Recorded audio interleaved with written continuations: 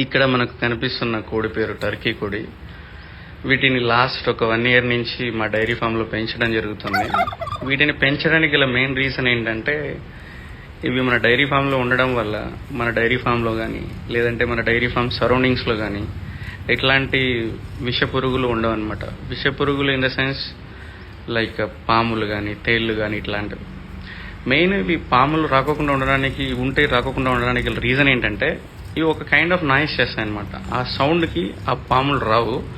ఒకవేళ if in case ఏమైనా miss అయ్యి వచ్చినా కూడా ఇవి వాటిని ఈజీగా చంపి తినేస్తాయి అనమాట. సో ఇంకో బెనిఫిట్ ఏంటంటే, ఎవరైనా అన్నోన్ పర్సన్ మన డైరీ ఫామ్ దగ్గరకు వచ్చినప్పుడు ఇవి ఇప్పుడు ఈ వీడియోలో ఎట్లయితే కనిపిస్తున్నాయో చుట్టూ మొత్తం విరుచుకొని అట్లా వాళ్ళ చుట్టూ తిరుగుతాయి అనమాట. అంటే వాళ్ళని భయపెట్టడానికి అట్లాగే ఇక్కడ బ్లాక్ కలర్ లో కనిపిస్తున్న కోడి మేల్ టర్కీ కోడి, అక్కడ వైట్ కలర్ లో కనిపిస్తున్నది వచ్చేసి ఫీమేల్ టర్కీ కోడి.